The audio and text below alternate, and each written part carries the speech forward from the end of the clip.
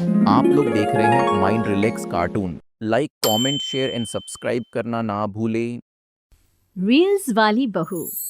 प्रज्ञा को रील्स बनाने का बड़ा ही क्रेज है और वो दिन भर रील्स बनाती रहती है। खाते पीते घूमते फिरते घर में कॉलेज में रील्स बनाने के कारण प्रज्ञा पूरे कॉलेज में हाईलाइटेड है। जहां उसकी रील्स सभी को पसंद आते हैं, वहीं मनीषा चिंता में डूबी रहती है।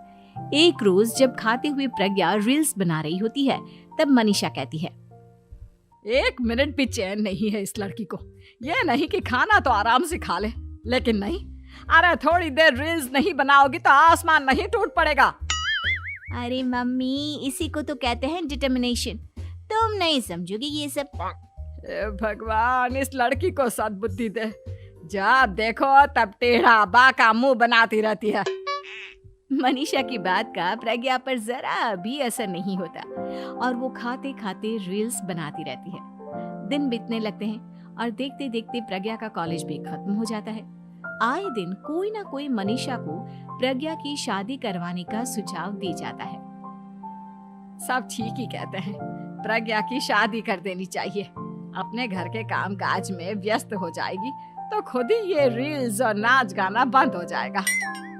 मनीषा और प्रेम प्रज्ञा के लिए एक अच्छा लड़का ढूंढने लगते हैं और तभी विकी का रिश्ता प्रज्ञा के लिए आता है, जिसने प्रज्ञा को उसकी रील्स देखकर पसंद कर लिया था।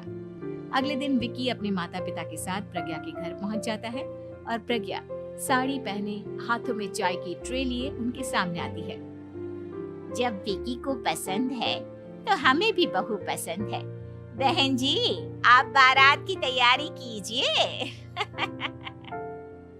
एक बार लड़का लड़की अकेले में बात कर ले तो अच्छा रहेगा। हाँ हाँ, क्यों नहीं।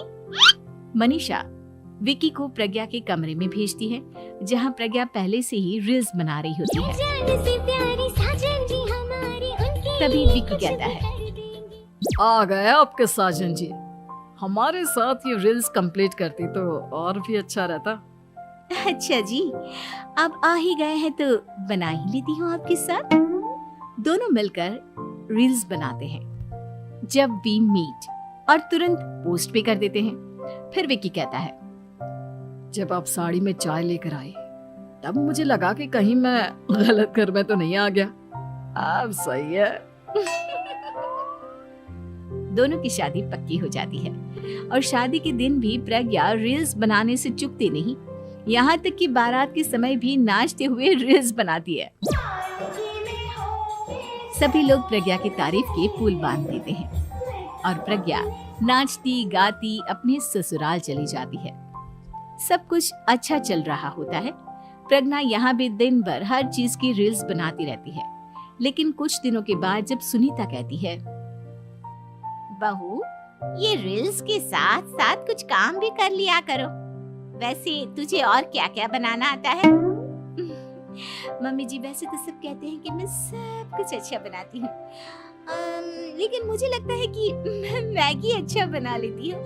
हाँ, कॉफी भी अच्छा बना लेती हूँ और मुंह तो सबसे अच्छा बना लेती हूँ। हैं? अच्छा अच्छा।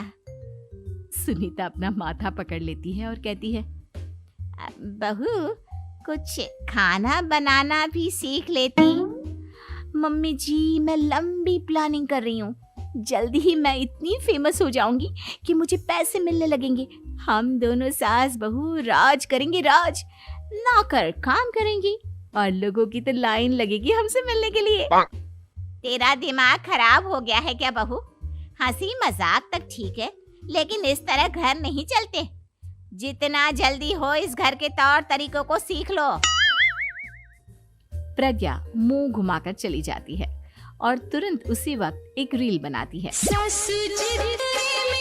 ये देख सुनीता का गुस्सा 7वें आसमान पर चला जाता है और विकी के घर आते ही सुनीता उसे सब कुछ बताती है। विकी भी अब प्रज्ञा की इन हरकतों से परेशान हो जाता है। तुम टेंशन मत लो मम्मा, मैं देख लूंगा। विकी कमरे में जाता है तो देखता है कि प्रज्ञा रील्स बना रही है। विकी बड़े ही प्यार से प्रज्ञा से कहता है, प्रज्ञा, इन सब के लिए मैं तुम्हें मना नहीं कर रहा हूँ, लेकिन फिर भी हर वक्त तो ये अच्छा नहीं लगता ना। समझने की कोशिश करो, मुझे भी तुम्हारा थोड़ा वक्त चाहिए। मैं जब ऑफिस से आता हूँ तुम मुझे समय देने की जगह इसी में लगी रहती हो। तुम ज्यादा ही सोच रहे हो। तुम भी मेरे साथ रील्स बनाओ ना, तुम्हें भी बहुत अच्छा लगेगा। तुम्हें इज्जत से कोई बात समझ में नहीं आती क्या? दिमाग खराब हो गया है तुम्हारा इस चकाचौंध से। अगर तुमने अपना रवैया नहीं बदला तो मैं तुमसे दूर चला जाऊंगा। तुम ही रिश्ता लेकर आए थे, मुझे लड़कों की कमी नहीं थी और ना आज है। विकी दरवाजा पटक कर चला जाता है। धीरे धीरे विकी प्रज्ञा से दूर होता जाता है। एक रोज मनीषा प्रज्ञा के ससुराल उससे मिलने जाती है। तब सुनीता उससे कहती है, बहन जी, अब आई हैं तो कुछ दिन यहाँ रहकर जाइएगा, आप ही का घर है। हाँ मम्मी, बहुत दिन हो गए तुम्हारे साथ एक भी रील नहीं बनाई मैंने। प्रज्ञा तुरंत अपने फोन में रील्स ऑन कर लेती है। ये सब मुझसे नहीं होगा। तेरा ये भूत अभी तक नहीं उतरा क्या? बहन जी, आप कुछ कहती नहीं क्या इसे? जब आप ही कुछ नहीं कर पाई तो मैं कर ही क्या सकती हूँ। सास तो वैसी ही बदनाम है। शाम को घर की लाइट चली जाती है और मनीषा प्रज्ञा से कहती है, मेरे घुटनों में बहुत दर्द हो रहा है, तू लाइट का कुछ इंतजाम करना बेटा। अच्छा कैंडल जला देती हूँ मम्मा। प्रज्ञा गाते हुए कैंडल जलाती है और खिड़की के पर्दे के पास रख देती है। मनीषा, जिसे बहुत दर्द हो रहा है, वो सो जाती है और प्रज्ञा हमेशा की तरह अपने रील्स में लग जाती है। उधर कैंडल की वजह से पर्दा आग पकड़ लेता है और मनीषा के कमरे में आग लग जाती है। बचाओ, कोई है, बचाओ।